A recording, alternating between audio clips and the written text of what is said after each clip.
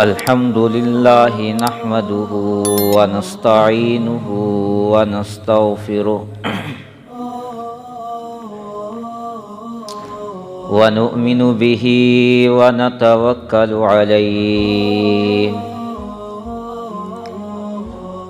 ونعوذ بالله من شرور أنفسنا ومن سيئات أعمالنا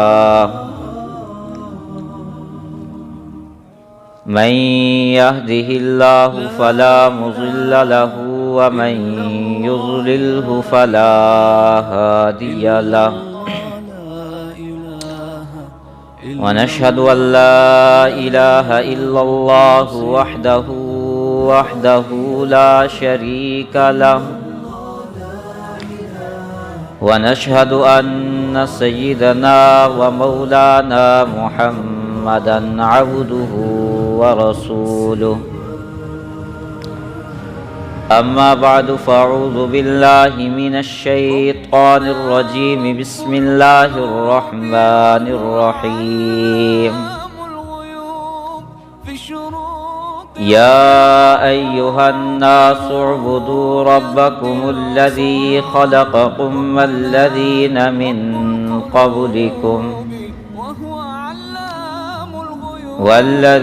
من قبلكم لعلكم تتقون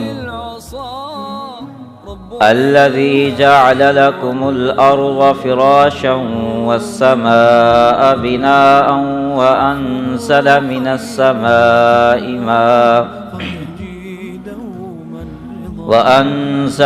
السماء ماء فأخرج به من الثمرات رزقا لكم فلا تجعلوا لله أندادا وأنتم تعلمون صدق الله العظيم وصدق رسوله النبي الكريم ونحن على ذلك لمن الشاهدين والشاكرين والحمد لله رب العالمين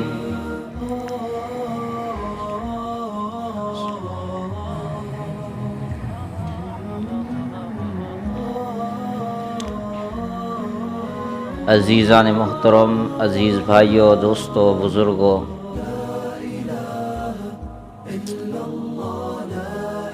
اللہ تبارک و تعالیٰ کا ہم پر بہت بڑا احسان ہے کہ ہمارے ہاں ایسی مجالس سجائی جاتی ہیں، کیونکہ ایسی مجالس آج کل کے دور کے اندر بہت ہی کم ملتی ہیں، جس کے اندر اللہ رب العزت کی توحید بیان کی جائے، اللہ تبارک و تعالیٰ کا کلام بیان کیا جائے اور رسول اللہ صلی اللہ علیہ وسلم کا فرمان بیان کیا جائے، کیونکہ یہ وہ مجالس ہیں جس مجلس کے اندر رب کا قرآن بیان ہو اور رسول اللہ صلی اللہ علیہ وسلم کا فرمان بیان ہو، ایسی مجالس کو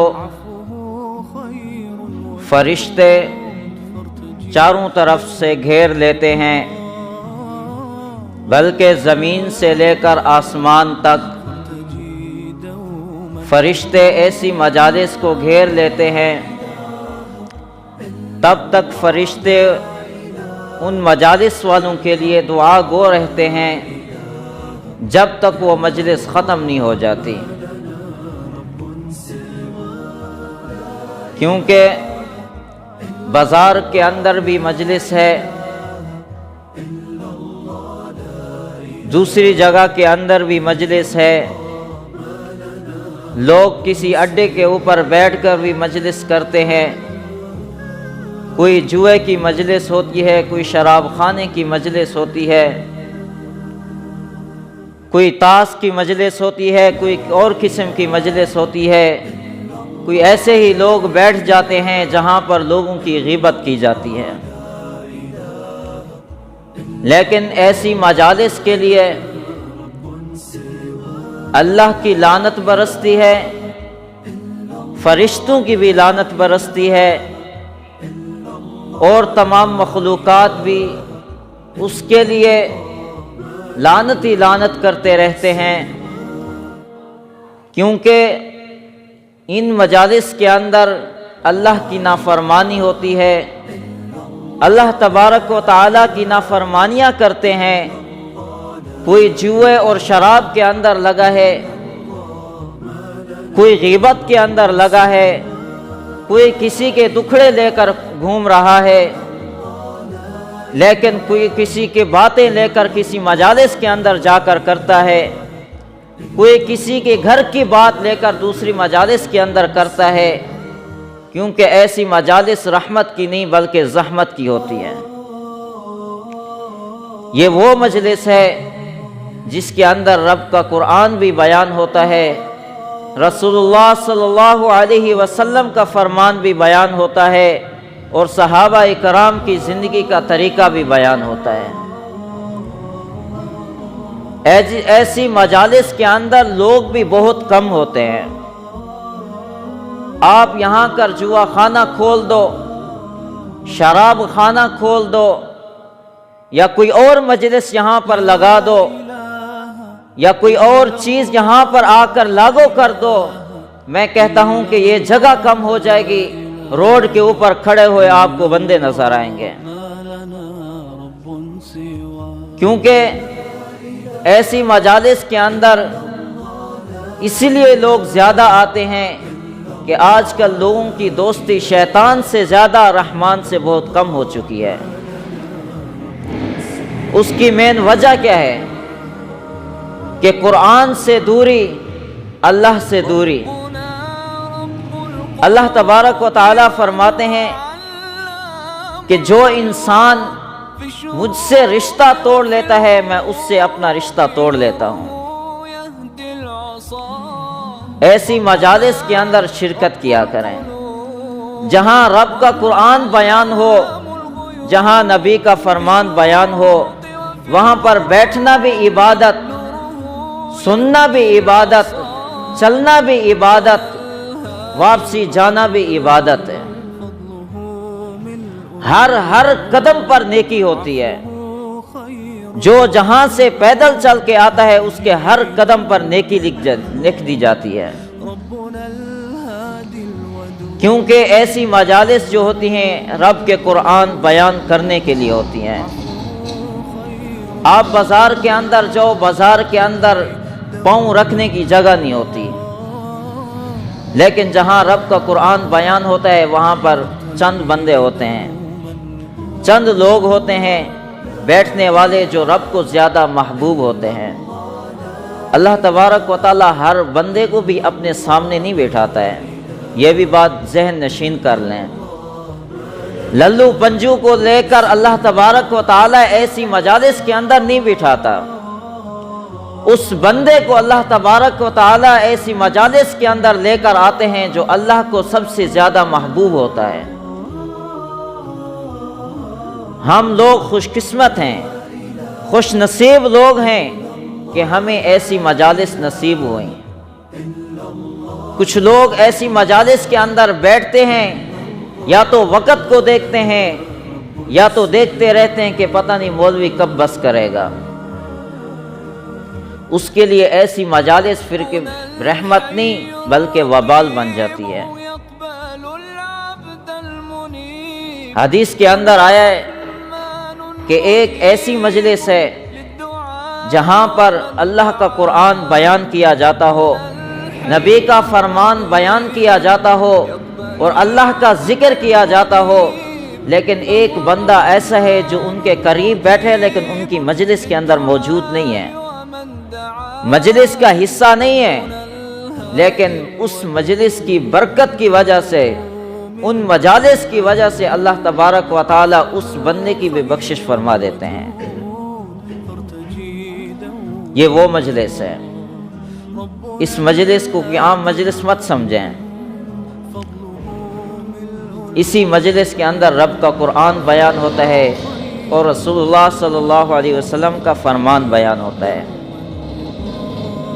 میرے کہنے کا مقصد یہ تھا کہ ایسی مجالس کے اندر آ کر دل کو تنگ نہیں کرنا چاہیے، بلکہ دل کو اور بھی بڑا کر لینا چاہیے۔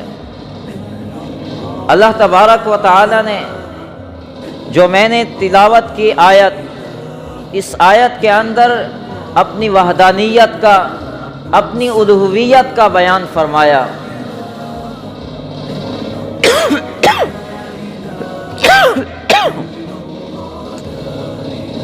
کہ اللہ تبارک و تعالی نے فرمایا کہ یا ایھا الناس، کہ اے لوگو اس رب کی عبادت کرو جس رب نے، آگے فرمایا کہ جس رب نے تمہیں پیدا کیا، یعنی ہمیں جو رب پیدا کرنے والا ہے، دنیا کے اندر ہمیں لے کر آنے والا ہے، یا ہم سے پہلے لوگ ہیں ان کو لے کر آنے والا ہے، اگر عبادت کی جائے تو اسی رب کی عبادت کی جائے، کیونکہ پوری مخلوقات کو 18,000 مخلوقات ہے،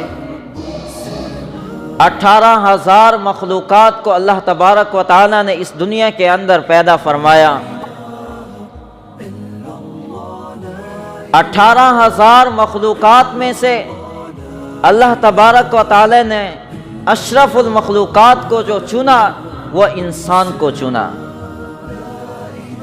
پھر اللہ تبارک و تعالی نے انسانوں کو مخاطب ہو کر کہا کہ اے لوگو میری عبادت کرو، اگر آپ نماز پڑھو تو میری طرف دھیان ہو، اگر آپ صدقہ کرو تو تب بھی میرے لیے کرو، اگر آپ روزہ رکھو تو تب بھی میرے لیے رکھو، آپ حج کرو تو تب بھی میرے لیے کرو، اگر آپ نماز پڑھو تو تب بھی میرے لیے پڑھو۔ سجدہ ریاکاری کا نہیں، سجدہ کسی اور چیز کے اندر نہیں کہ ہم لوگوں کو دکھائیں کہ ہم بھی نمازی ہیں، وہ نماز بھی کسی کام کی نہیں جو لوگوں کی دکھائی جائے لیکن اللہ کو دھوکہ دیا جائے۔ اللہ تبارک و تعالیٰ تو انسان کو جانتا ہے کہ یہ انسان میرے لیے نماز پڑھتا ہے یا ریاکاری کے لیے پڑھتا ہے۔ جو انسان صدقہ کرتا ہے اس کو بھی اللہ تبارک و تعالیٰ دیکھتے ہیں کہ یہ میرے لیے صدقہ دیتا ہے یا ریاکاری کے لیے دیتا ہے۔ کچھ لوگ صدقہ کرتے ہیں لیکن اپنے آپ کو بڑا کرنے کے لیے صدقہ کرتے ہیں کہ ہم بھی لوگوں کو صدقات اور خیرات کرنے والے ہیں۔ آج کل جیسے رواج بن گیا کہ کسی جگہ کے اوپر اگر میت ہو جائے، کسی جگہ کے اوپر کوئی بندہ وفات ہو جائے، اس کے تیسرے روز لوگ کلخانی کرتے ہیں۔ کچھ لوگوں کا نظریہ یہ ہوتا ہے کہ بھائی اگر یہ کلخانی ہم نے نہیں کی تو لوگ سمجھیں گے کہ یار ان کے پاس مال موجود نہیں ہے، اتنے ہی بھوکے انسان ہیں کہ انہوں نے وفات کے بعد کلخانی ہی نہیں کی، خیرات ہی نہیں کی، اور لوگ اپنا نام بڑھانے کے لیے تیسرے روز چاہے پیسہ ہو نہ ہو، کچھ ہو نہ ہو، ادھار لے کر، کسی سے مانگ کر، رشتہ داروں سے، بینکوں سے، کسی اور سے یا کوئی چیز بیچ کر وہ کلخانی ضرور کرتا ہے۔ کیا ہے کہ لوگوں کو دکھانا جو ہے اس کے اندر رب کی رضا موجود نہیں ہے۔ اگر رب کی رضا موجود ہوتی وہ چھپکے سے وہ جو خیرات کرتا ہے وہ خیرات والے پیسے اٹھاتا، وہ پیسے لیتا یا تو کسی مدرسے کے اندر دیتا یا کسی یتیم بچے کو دے دیتا یا کسی بیوہ عورت کو دے دیتا یا کسی مسکین بچے کو دے دیتا، لیکن ان کے اندر رب کی رضا نہیں ہوتی، بلکہ لوگوں کو دکھاوا ہوتا ہے کہ ہم لوگوں کو دکھائیں کہ ہم بھی پیسہ والے ہیں۔ اگر ہم خیرات نہ کریں تو لوگوں کے اندر بدنام ہو جائیں گے، اور لوگ اسی وجہ سے تیسرے روز ضرور خیرات کرتے ہیں، کلخانی کرتے ہیں۔ لوگوں کے اندر رواج بن چکا ہے، ایک رسم بن چکی ہے۔ وجہ کیا ہے کہ ہم نے نبی کی سنت کو چھوڑا، اللہ کے قرآن کو چھوڑا۔ اللہ کی رضا ہمارے دل سے ختم ہو گئی۔ اگر اللہ کی رضا ہمارے اندر موجود ہوتی تو ہم صدقہ کرتے، تب بھی چھپ کے کرتے، اور صدقہ کرنے والا انسان جتنا زیادہ اللہ کو محبوب ہوتا ہے اور کوئی انسان نہیں ہے۔ اس کا عقیدہ بھی صحیح اور سب سے زیادہ صدقہ کرے۔ اور صحابہ کرام کے اندر یہ ایک دوڑ ہوتی تھی کہ صحابی ایک کہتا تھا کہ میں سب سے زیادہ صدقہ کروں، دوسرا صحابی کہتا تھا کہ سب سے زیادہ میں صدقہ کروں، اور ہم کہتے ہیں کہ ہم نہیں، دوسرا کرے۔ ہر بندہ دوسرے کی جیب کو دیکھتا ہے، اپنی جیب کو نہیں دیکھتا۔ ہمارا الحمدللہ عقیدہ بھی صحیح، توحید و سنت والا عقیدہ، شرک سے بیزاری، لیکن اللہ کے راستے کے اندر خرچ کرنا ہمارا دل تنگ کیوں ہے؟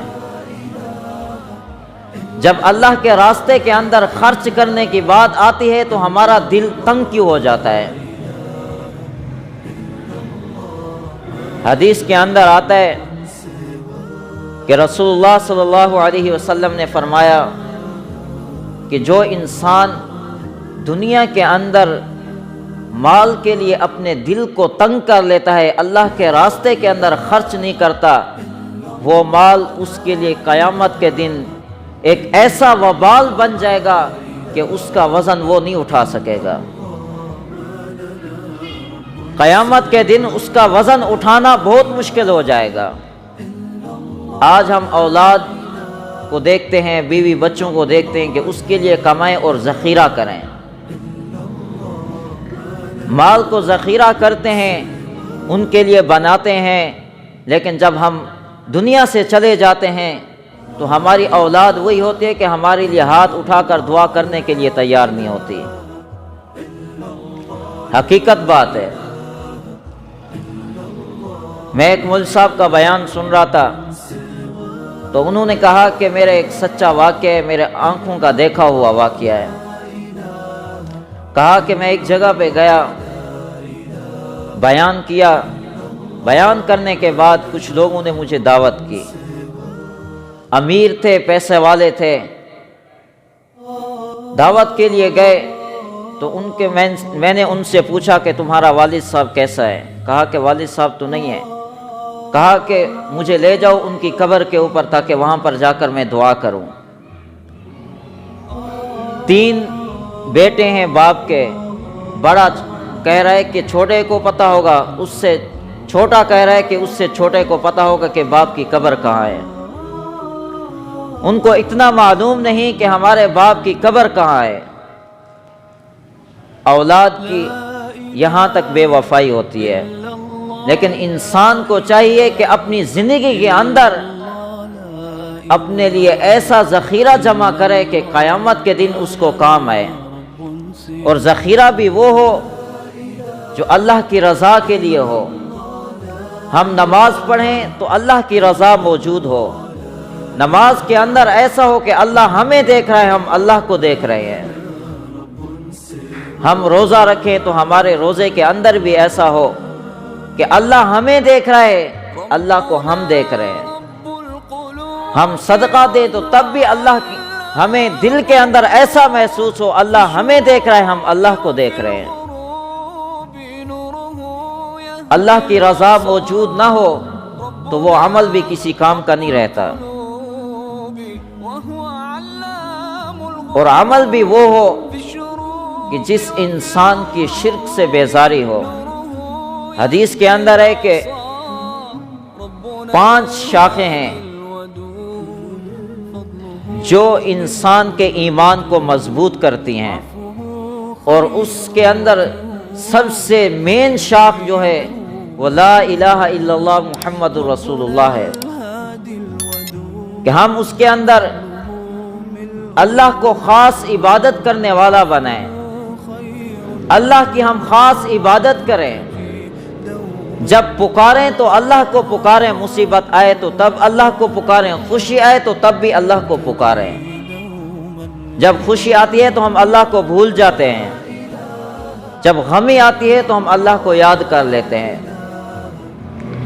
خوشی کے اندر اللہ کو بھلا دیا، غمی کے اندر اللہ کو یاد کر لیا، یہ ہمارا پیشہ بن چکا ہے۔ اور اللہ تبارک و تعالی نے فرمایا کہ خوشی کے اندر بھی مجھے یاد کرو، غمی کے اندر بھی مجھے یاد کرو۔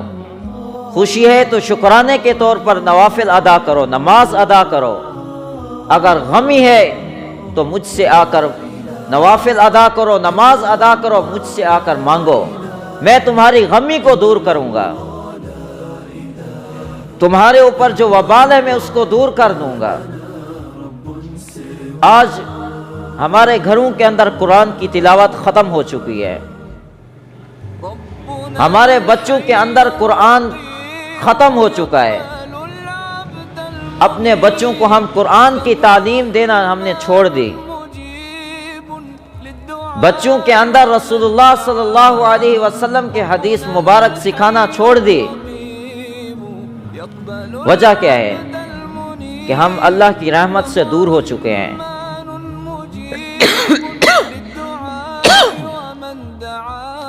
اگر ہم پر اللہ کی رحمت خاص ہوتی تو ہم بچوں کو دوسری چیزوں کے اندر لگانے کے بجائے ہم مدارس اور مساجد کے اندر لگاتے ہیں۔ ہم یہ نہیں کہتے کہ دنیاوی تعلیم نہ دو، آپ لوگ دنیاوی تعلیم بھی دو، لیکن دنیاوی تعلیم سے پہلے قرآنی تعلیم دو، نبوی تعلیم دو، کہ آپ صلی اللہ علیہ وسلم کا فرمان سکھاؤ، تاکہ اس کو پتہ چلے کہ ہمیں زندگی کا کیسے ہمیں بسر کرنا ہے، زندگی دنیا کے اندر ہمیں چلنا کیسے ہے، کاروبار کیسے کرنا ہے، دنیا کے اندر رشتہ داریاں کیسے نبھانی ہے، دنیا کے اندر ماں باپ کے ساتھ سلوک کیسے رکھنا ہے، دنیا کے اندر ہم نے دوست احباب کے ساتھ ملنا جلنا کیسے ہے، رشتہ داروں کے ساتھ ملنا جلنا کیسے ہے، ہمارے بچوں کو یہ پتہ چل سکے۔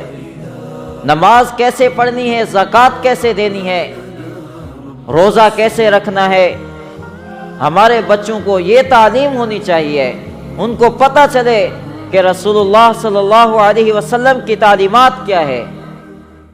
اتنے انبیاء آئے، سارے کے سارے انبیاء علیہ السلام کی ایک ہی دعوت تھی کہ لوگوں کو رب کی طرف بلانا، لوگوں کو رب کی طرف بلا کر ان کو دعوت دینا کہ ایک اللہ کو پکارو، اللہ کے سوا کوئی نہیں ہے۔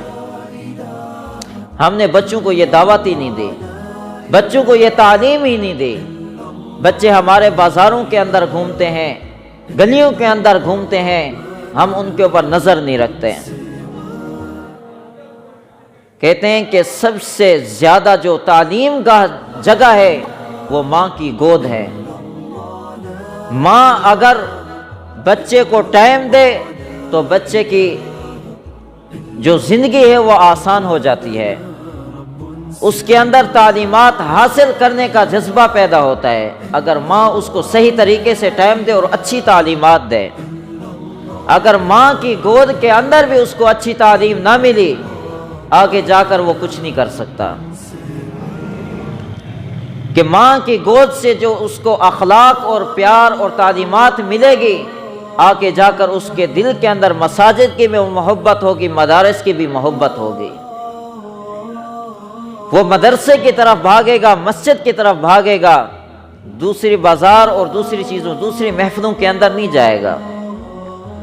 ہم اپنے بچوں کے اندر یہ تعلیمات عام کریں، اپنے بچوں کو ایسی محفلوں کے اندر لائیں، مسجدوں کے اندر لائیں، مدارس کے اندر لائیں، تاکہ ہمارے بچے قرآن والی تعلیم حاصل کر سکیں، وہ پہچان سکیں کہ رب کون ہے، وہ پہچان سکے کہ ہمارا نبی کون ہے اور ہمارا نبی آیا کس لیے، یہ پہچان سکیں۔ ابھی تک لوگوں کو یہ پتہ نہیں کہ ہمارا نبی آیا اور دنیا کے اندر کس لیے آیا، وہ کیا دعوت لے کر آیا، کون سا مشن لے کر آیا، لوگوں کو ابھی تک یہ پتہ نہیں ہے۔ وہ جو قرآن لے کر آیا، ہم نے اس قرآن کو پس پشت ڈال دیا۔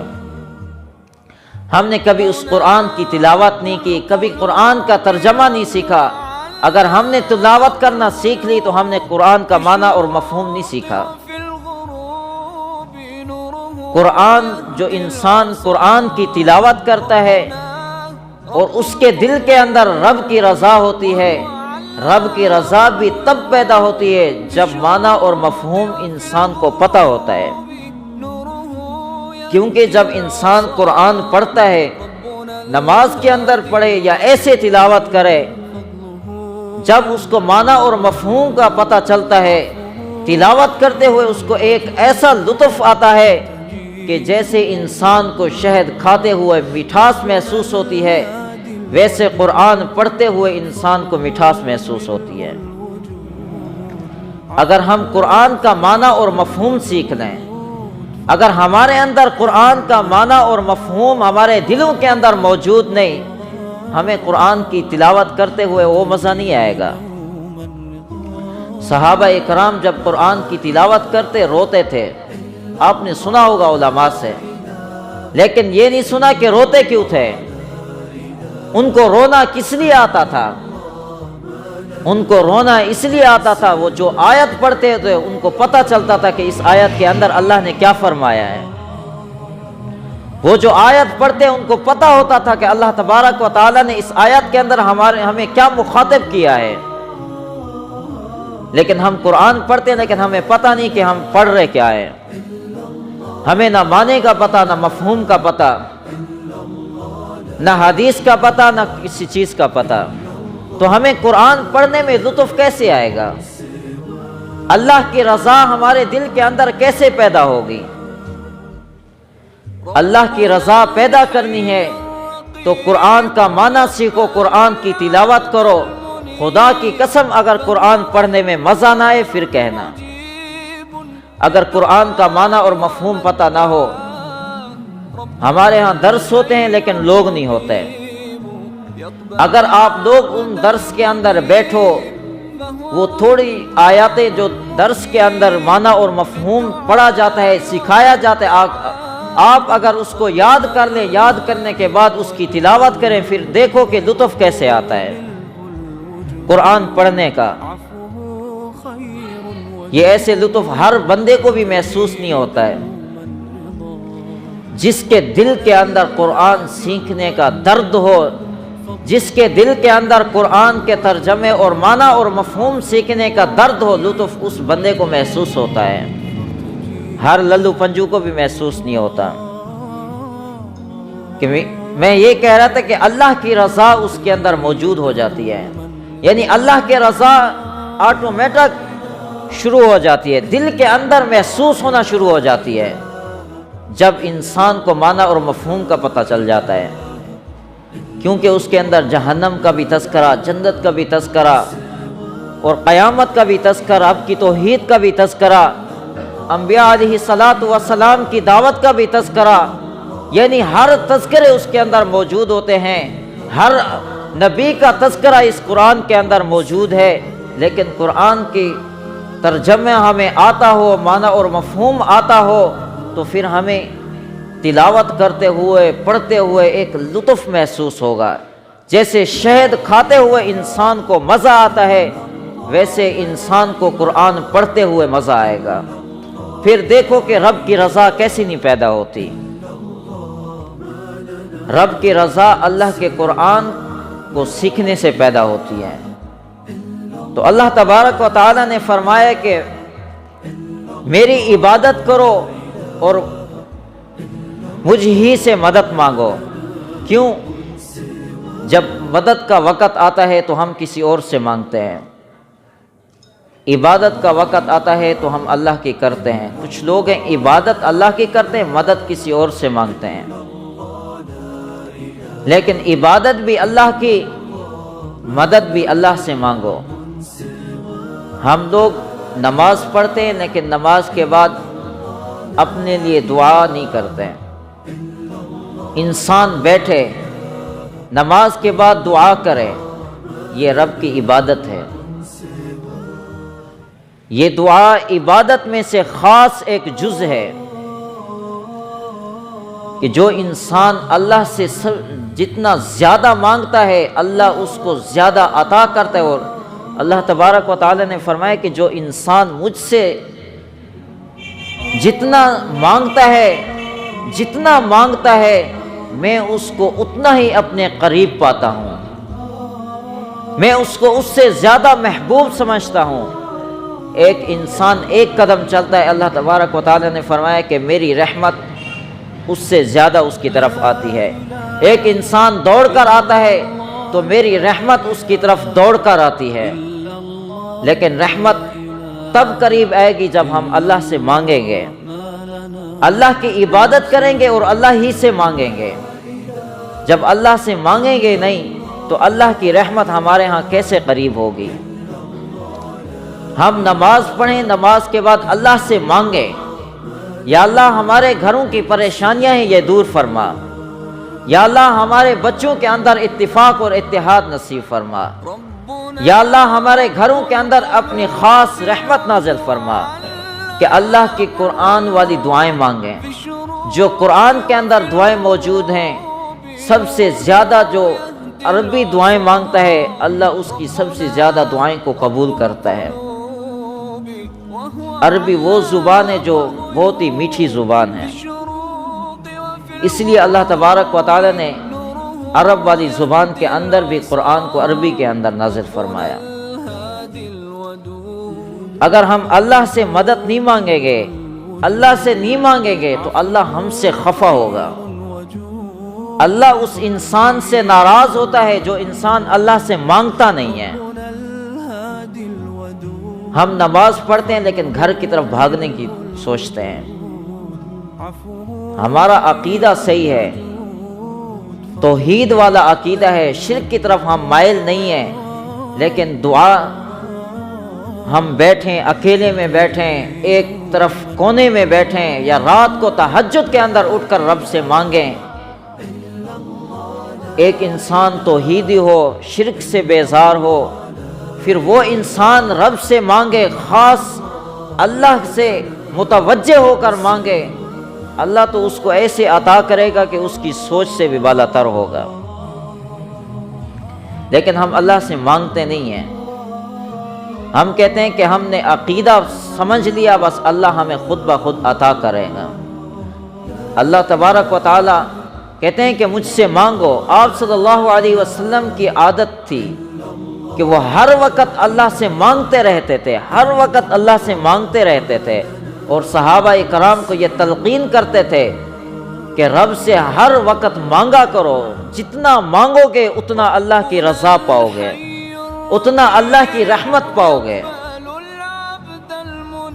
یہ ہوتا ہے عقیدہ صحیح کہ ہم اللہ سے مانگتے رہیں، اللہ تبارک و تعالیٰ کے ہاں ہر وقت ہم متوجہ ہوں تاکہ ہمیں اللہ زیادہ سب سے زیادہ عطا کرے۔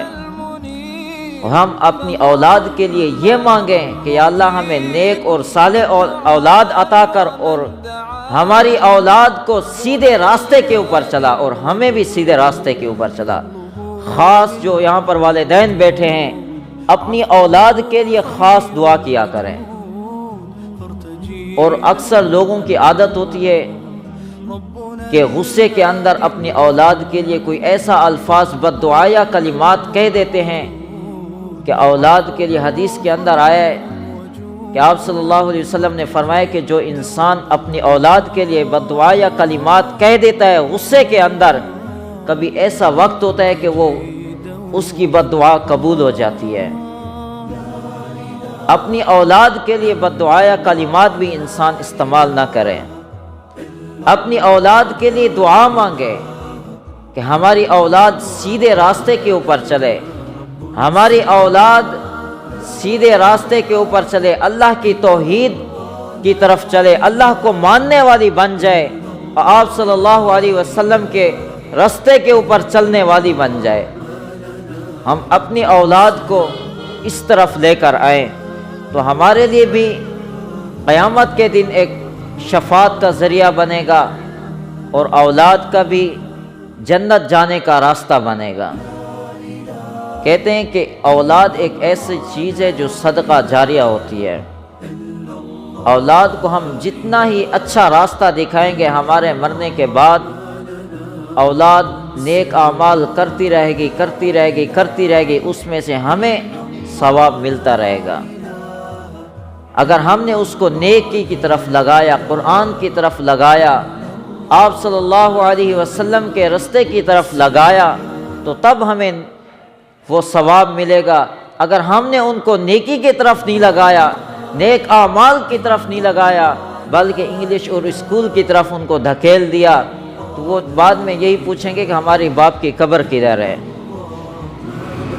ان کو یہ پتہ نہیں ہوگا، کبھی یہاں تک ان کو باپ کبھی یاد بھی نہیں آتا۔ پھر اگر ہماری اولاد ایسے یعنی نیک اور صالح ہوگی تو ہماری نام بھی یاد رکھے گی، ہمارے لیے دعا بھی کرے گی، جب نماز پڑھے گی ہماری اولاد تو ہمیں یاد رکھے گی، ہمارے لیے ہاتھ اٹھائے گی تو دعا کرے گی، جب نیک ہوگی اولاد۔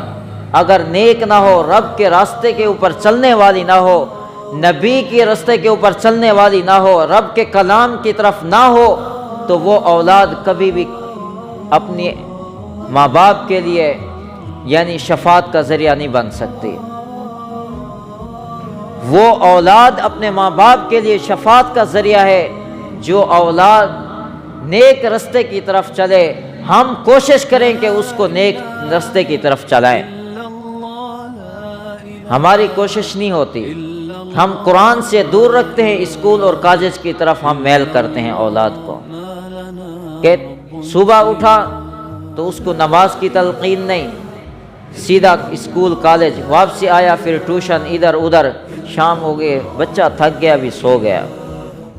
ہم نے کبھی اس کو نہ ترجمے سیکھنے کے لیے بھیجا، نہ نبی کا فرمان سیکھنے کے لیے بھیجا، نہ رب کا قرآن سیکھنے کے لیے بھیجا، کہ بس وقت اس کا اسی میں ضائع ہو گیا۔ وہ اس کے بعد جب بڑا ہوا تو بدی کی طرف گیا، نیکی کی طرف نہیں آیا۔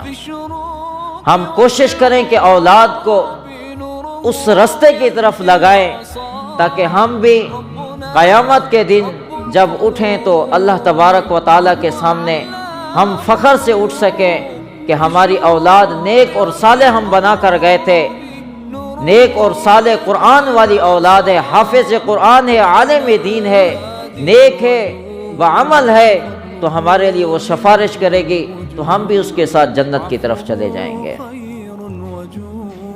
تو یہ ہے کہ ہم قرآن کو سب سے پہلے سیکھیں، قرآن کو سیکھیں گے، اولاد کو سکھائیں گے، اولاد کو اس طرف لگائیں گے، تو تب ہمارے لیے یہ باعث شفاعت کا باعث بنے گا۔ تو اللہ تبارک و تعالی نے فرمایا کہ جو انسان میری عبادت کرتا ہے، میری عبادت کی طرف لوگوں کو لگاتا ہے، تو میں اس کو جنت عطا کرتا ہوں۔ وہ سب سے زیادہ محبوب انسان ہے،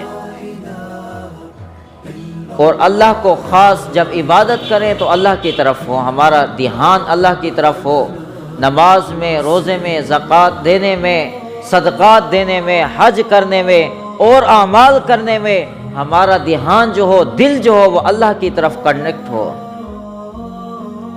تب ہمارا عمل ایسا عمل ہے کہ آسمان کی طرف ایسے جاتا ہے کہ اس کے اندر کوئی رکاوٹ پیدا نہیں ہوتی ہے۔ یہ ہوتی ہے کہ عمل کہ ہمارا رب کی طرف تعلق جڑ جائے، صحیح العقیدہ وہ انسان ہوتا ہے۔ ایک رب کو جب پکارنے والا انسان بن جاتا ہے، شرک سے بھی بیزار ہو جاتا ہے، تو وہ سب سے زیادہ اللہ کو محبوب ہوتا ہے۔ ایمان کا سب سے پہلا جز کہ شرک سے انسان بیزار ہو، ایک اللہ کو پکارنے والا ہو، کیونکہ 18,000 مخلوقات کو اللہ تبارک و تعالیٰ نے پیدا کیا، کسی انسان میں ہمت نہیں کہ ایک مچھر کو یا مکھی کو پیدا کر سکے۔ جو انسان اللہ کی عبادت کرتا ہے وہ اللہ کی طرف دھیان بھی ہونا چاہیے۔ ہم کہیں کہ ہم ایک مائک بنانے والے ہیں، لیکن یہ ختم ہو جائے گی، چھوٹی سی چیز ہے، ختم ہو جائے گی۔ اس کو بھی کوئی انسان نے بنایا ہوگا، اس انسان کے عقل کو بنانے والی کون سی ذات ہے، یہ سوچیں کہ وہ رب العزت ہے۔ اللہ تبارک و تعالیٰ نے انسان کو ایسا ذہن دیا تو انسان نے ایسی چیزیں بنائی۔ اگر اللہ تبارک و تعالیٰ انسان کو پاگل پیدا کرتا، وہ ایسی چیزیں بنا سکتا تھا؟ نہیں بنا سکتا تھا۔ ہمارے 360 جوڑ ہیں، ہمیں پتہ نہیں، ہم چلتے پھرتے گھومتے سنتے ہیں، اٹھتے ہیں بیٹھتے ہیں، کھاتے ہیں پیتے ہیں، ہر جگہ جاتے ہیں، محفل میں ادھر ادھر، لیکن یہ رب کی ایک خاص نعمت ہے ہم کے اوپر۔ اگر ہم رب کی نعمت کو بھول جائیں تو ہمارے اندر کوئی وحدانیت پیدا نہیں ہوگی، اللہ کو ایک ماننے والی کوئی چیز بھی نہیں ہوگی۔